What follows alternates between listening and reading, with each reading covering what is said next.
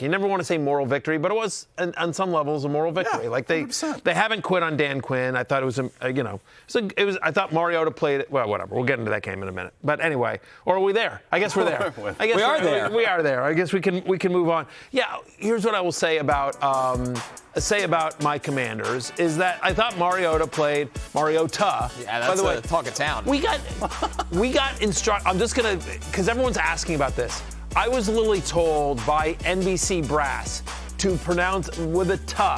Somebody reached out and told us. And you're following instructions? Yeah. You don't do that on this show. No, whatever. This is a time where maybe you shouldn't have followed instructions. Marcus Mariota. We were told that it's important to put the pronunciation on the tuh. I guess somebody from his camp, I don't know, beats the hell out of me. Is he from Sicily? What's going on here? You know what, I just work here. But I thought he played about as well as you could ask for a backup to play, especially against one of the better defenses in the NFL. They played really well.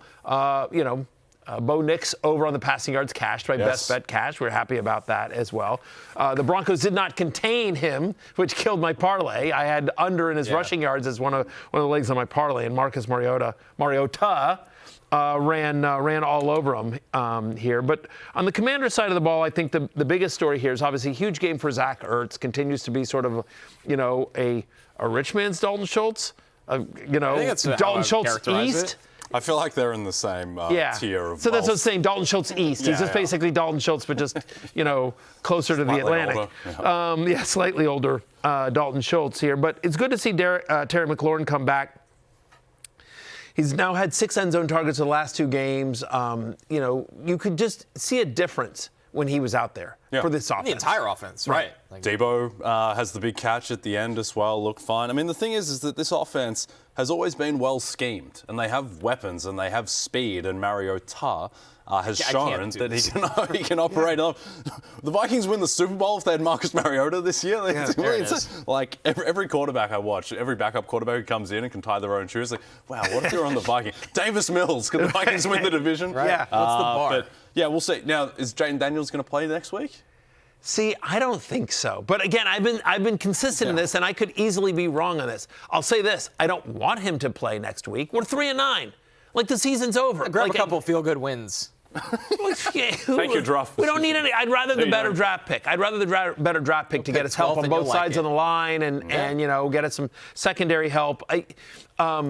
Look, they have given themselves an out. Yeah, which it feels like the reporting there have been outs. Like he's not 100% yet. He's not going to come back until he's not going to come back until he can do everything. Right. And so whereas Burrow was like, no, he's coming back. Right. And also the Bengals AFC. You're back. You're so back. They're 2 games out. They play the Ravens. I can't believe you tore up all those tickets. No, they're still there somewhere. They're hidden, but they're still there. The thing is with Washington, I think that Mariota has shown enough that you can feel relatively confident when the matchup is favorable enough with Debo, with McLaurin, who's going to continue to ramp up, and with Ertz as a low-end startable tight end. The running backs you don't feel good about necessarily. No, I mean, Chris Rodriguez got, if you had to start a Washington running back, it's Chris Rodriguez. They didn't use McNichols or not because they were basically in this game the entire way. Yep. And so, Rodriguez cashes in the touchdown. But, they're using McNichols and Ja'Cory Krosky-Merritt, Bill, enough that you don't feel great about Chris Rodriguez. And you look at their upcoming schedule, they're at Minnesota next week. Oh man. Then they're at the Giants. Okay, decent. Home to Philadelphia, home to Dallas, an improving Dallas, and obviously Philadelphia. So it's not a schedule that you feel great about. Yeah. You can run on Philly. We'll talk about that in a second. But you can run on the Giants. So I think Rodriguez is basically a hope for a touchdown flex play. At this point. But the passing game you feel good about across the board. You feel good about McLaurin, Debo, and Zach Ertz, regardless of who's under center for Washington. Other side of the ball, are the Denvers the worst 10-2 team in the history of the NFL? Remember when the Steelers with Roethlisberger started off 11-0? And it was like, how was this team 11-0? Yeah. That team's up. They were probably better than this Broncos team, though. Yeah. Bo Nix just isn't that good. Well, this was the inverse Bo Nix game. He was bad. He was good for 3 quarters and awful in the 4th when most games have been the other way around. Yeah. Well, they're going to win next week because they play the Raiders. Right, they are, and Sean Payton doesn't seem to be bothered by it, at least externally. RJ Harvey, goal line back as we all expected. RJ Harvey. Yeah, I mean, he got 100% of the goal to go rushing attempts. He got 80% of the team's red zone attempts. So all those things are positive, but no heavy meat sauce. I do not think Harvey is locked in as an RB2 moving into the playoffs. Like, he bailed you out with the touchdowns, which we're happy about, but he 13 for 35. You know, I'm like, 3 for 27. Like against the Commanders. Yeah, against the Commanders. But, I mean, like, his rushing line was 56.5. He fell short of that. His rushing and receiving total, I think, was 75.5. He fell short of that. He should have been able to do better than 13 for 35 is not good. Yeah. The thing is, too, I put some of it just on, like, we always blame the line in the run game. There was a couple times last night, and he did this a lot in college, where downhill run, the hole is there, he cut it wide, and he's tackled at the line of scrimmage. He bounces runs that are 5 or 6 yard carries into no yard carries. And I know he has explosive playability, and there's a lot of good with him, but that was really frustrating as well. In the 2 games since J.K. Dobbins went down, he's averaging 2.7 yards per carry. He's 24 for 55. Like, that's not good. No. Like, so again, he's bailing you out with the touchdowns, and I think that will continue because I think it's an offense that's fairly efficient, and it does seem like they like him in the red zone, and so they'll continue to use him. But I think, is he a locked-in RB2? No, I think he's a shaky flex that needs a touchdown. Yeah, do they like him in the red zone because he can't bounce outside for trying to hunt 50-yarders? I guess. It's a weird one. It was nice to see Courtland Sutton get off the schneid here as well. His best fantasy game since week 5. But just a 14% target share. The touchdown pass to him was actually a brilliant play by Bo Nix as well. Troy Franklin doesn't do much. Look, the Commanders, it's weird for a game that, where the scores was in the 30s. I thought the Commanders actually played pretty good defense here. Yeah. Especially given all the givens, that they're not very good on defense. You can see the difference with Dan Quinn calling taking the reins again. You really can. Because they don't have a lot of talent. Yeah. But they were schematically a lot better. By the way, we can't forget the most important thing in this game.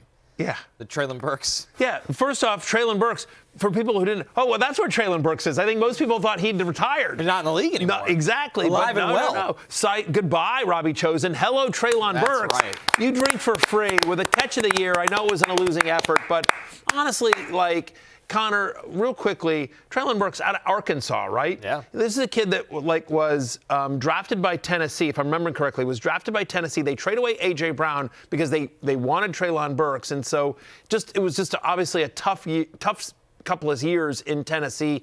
He's dealt with injuries a lot. That's the story. He's just been hurt constantly. Yeah. Big-bodied wide receiver, vertical threat. You could see how he could play above the rim, the spectacular plays. There's just no consistency with him. Yeah. So it's good to see him have that moment.